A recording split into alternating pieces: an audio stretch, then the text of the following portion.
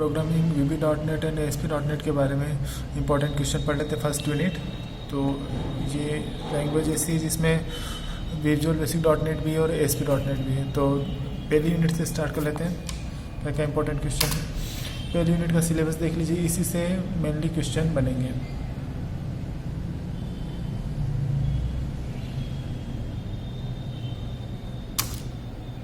ठीक है, सबसे पहला और इम्पोर्टेंट क्वेश्चन है व्हाट इज़ .NET फ्रेमवर्क।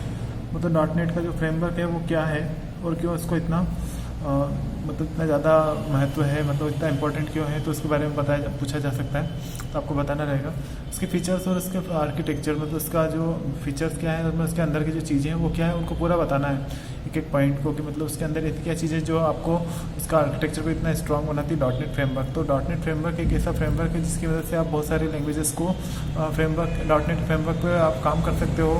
अपनी जो पुरानी कोडिंग है उसको भी आप साथ में रखिए और नए फीचर्स को भी ऐड करिए। तो ये .NET फ्रेमवर्क के अंदर मेनली जो चीज़ें आती है वो है आपका CLR, CLS, CTS common type system, CLR और लाइब्रेरीज, और ये सब मिलके आपका जो है कुछ असेंबलीज और लाइब्रेरीज और कुछ पार्ट और मिलके क्या बोलते हैं .NET फ्रेमवर्क। मतलब पूरा डायग्राम के साथ आप इसको एक्सप्लेन करना है। ठीक है, तो इस तरीके से क्वेश्चन घुमा फिरा के पूछ सकता है। वो डायरेक्ट आर्किटेक्चर या फ्रेमवर्क पूछ ले या फिर उसका इंट्रोडक्शन पूछे। तो .NET फ्रेमवर्क एक ऐसा फ्रेमवर्क जिसपे बहुत सारी लैंग्वेजेस पे आप काम कर सकते हो। पुरानी लैंग्वेज का कोड भी आपको मिलेगा, नया फीचर भी आपको .NET का मिलेगा। इसका डायग्राम बना के आना है। अब इसी क्वेश्चन के अगले पार्ट है, इसी में मतलब ये सभी .NET फ्रेमवर्क के पार्ट है। CLR होता है कॉमन लैंग्वेज रन टाइम, और एक होता है CTS। CLR मतलब होता है पूरा प्रोग्राम को शुरू से लेके एंड तक एग्जीक्यूशन करने की जो जवाबदारी लेता है .NET फ्रेमवर्क पर, वो होता है CLR मतलब कॉमन लैंग्वेज रन टाइम। जितने भी लैंग्वेजेस पे अपन काम कर रहे हैं, चाहे वो F# हो, जावा शार्प हो, C# हो या फिर VB.NET हो, और भी बहुत सारी लैंग्वेज है। तो उन सभी लैंग्वेजेस पे सभी के डेटा टाइप अलग अलग होते हैं, तो उनको एक कॉमन डेटा टाइप प्रोवाइड किया जाता है और वो .NET फ्रेमवर्क का होता है। तो उसको प्रोवाइड करने का काम करता है CTS। तो ये क्वेश्चन भी पूछा जा सकता है। और अलग अलग कंपाइलर के अलग अलग लैंग्वेज के अलग अलग कंपाइलर होते हैं, सबको एक कॉमन कोड में प्रोवाइड किया जाता है। उसको बोलते हैं MSIL, जिसको हर किसी प्लेटफॉर्म पे अपन रन कर सकते हैं। तो ये MSIL को माइक्रोसॉफ्ट इंटरमीडिएट लैंग्वेज बोलते हैं, शॉर्ट में इसको IL भी बोलते हैं। क्लास लाइब्रेरी मतलब जो इसके अंदर की जो लाइब्रेरीज हैं उसमें बहुत सारे फंक्शंस इनबिल्ट हैं, आपको केवल उनको यूज़ करना है। तो ये असेंबलीज और क्लास लाइब्रेरी में बहुत सारे बने बनाए फंक्शंस होते हैं, तो इनके बारे में आपको बताना है। तो ये .NET फ्रेमवर्क के हिस्से में आते हैं। क्वेश्चन घुमा फिरा के पूछ सकता है कि CLR क्या होता है, इसका क्या रोल है, CLR इतना महत्वपूर्ण क्यों है, CTS क्या होता है, CTS के फंक्शन बताइए। घुमा फिरा के पूछेगा, लेकिन टॉपिक इनमें से ही पूछेगा कोई से भी। तो आपको चारों के बारे में याद होना चाहिए। अगला question event driven programming. Event मतलब कोई भी कंप्यूटर पे जब कोई काम करते हैं तो एक स्टेट से दूसरे स्टेट में जब हम चेंज होते हैं तो वो बन जाती है इवेंट। जैसे मैंने माउस को दबाया कि ऑन क्लिक किया, जैसे माउस को छोड़ा तो एक इवेंट बन गई। मैंने कीबोर्ड से कोई बटन को प्रेस किया और उसको छोड़ा तो एक इवेंट बन गई। हर एक इवेंट पर आप कुछ ना कुछ टास्क परफॉर्म कर सकते हो, और ये होता है इवेंट ड्रिवन प्रोग्रामिंग। फॉर्म जैसे लोड हुआ तो एक इवेंट बन गई, फॉर्म को अनलोड किया तो एक इवेंट बन गई। तो इस तरीके से हर एक इवेंट पर जब प्रोग्राम हम कोडिंग कर सकते हैं तो उसको बोलते हैं इवेंट ड्रिवन प्रोग्रामिंग, और ये हर लैंग्वेज में रहती है। तो VB.NET इसको सपोर्ट करता है। मेथड मतलब उसकी वर्किंग या कोई फंक्शन जो उस टास्क को कोई टास्क को काम करने के लिए यूज़ किया जाता है, उसकी मेथड होती है। मेथड मतलब कोई वर्किंग। तो मेथड अलग अलग टाइप की अलग अलग कंट्रोल के हिसाब से अलग अलग हो सकती है। तो ये मिला के कॉम्बिनेशन रहता है। हर जो कंट्रोल्स होते हैं उसकी कुछ मेथड होती है और कुछ प्रॉपर्टीज़ होती है और कुछ इवेंट होती है।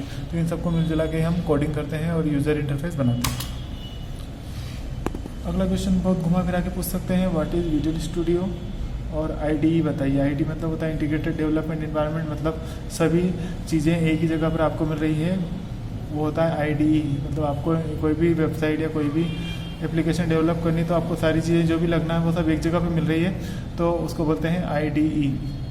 तो ये क्वेश्चन इंपॉर्टेंट है। IDE विजुअल स्टूडियो में रहता है, तो इसके बारे में घुमा फिरा के पूछ सकते हैं। और जो इसके टर्म्स नीचे दिए हैं ये भी आपको इनको घुमा फिरा के पूछ सकते हैं कि ये क्या है। तो ये सब मिलकर ही आपका बनता है IDE। Menu bar, tool bar, project bar, ये सबके अलग अलग काम होते हैं और सबको अलग अलग तरीके से यूज़ किया जाता है। ये सब मिला जुला कर ही IDE बनता है। ये इंपॉर्टेंट क्वेश्चन है, मैंने वीडियो में पहले बताया हुआ भी।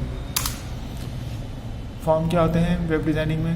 तो फॉर्म डेटा यूज़र से डेटा कलेक्ट करने के लिए यूज़ किए जाते हैं। ASP और HTML फॉर्म में आपको बताना है कि किस तरीके से अपन यूज़र से डेटा कलेक्ट कर सकते हैं और उसको कहीं पर भेज सकते हैं। ठीक है, तो ये ASP भी एक ऐसी लैंग्वेज है जिसमें जहाँ पर आप यूज़र से डेटा ले सकते हो ऑनलाइन।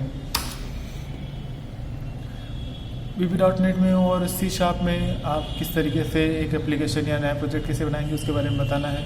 तो लैंग्वेजेस बहुत सारी है, आपको प्रोजेक्ट जाके न्यू सेलेक्ट करना है और लैंग्वेज को सिलेक्ट करना है। उसके बाद फिर ऑटोमेटिक उसका जो भी कोड रहता है वो कोडिंग उसके अकॉर्डिंग, उसके फ्रेमवर्क के अकॉर्डिंग कोड आपको सामने दिखाई देने लग जाएगा और आपको नई एप्लीकेशन बना सकते हैं। अगर C# में कर रहे हैं तो आपको C++ वाला कोड लगेगा, VB.NET में कर रहे हैं तो VB.NET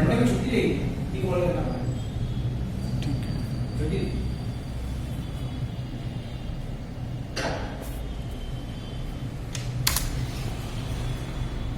फिर इसका लास्ट क्वेश्चन है what is message box and input box function in VB.NET। VB.NEट में मैसेज बॉक्स फंक्शन और इनपुट बॉक्स फंक्शन क्या होते हैं तो ये आपको बताना है। मतलब मैसेज बॉक्स यूज़र से डेटा लेने के लिए यूज़र से डेटा दिखाने के लिए यूज़र को, और इनपुट बॉक्स मतलब डेटा से देने के लिए यूज़र से। तो ये आपका बहुत ज़्यादा इम्पोर्टेंट क्वेश्चन है। तो ये दोनों इनबिल्ट फंक्शन है, तो इनके बारे में आपको एग्ज़ाम में पूछा जा सकता है। मैसेज बॉक्स और इनपुट बॉक्स, एक लेने के लिए और एक यूज़र से डेटा को दिखाने के लिए इनबिल्ट फंक्शन है।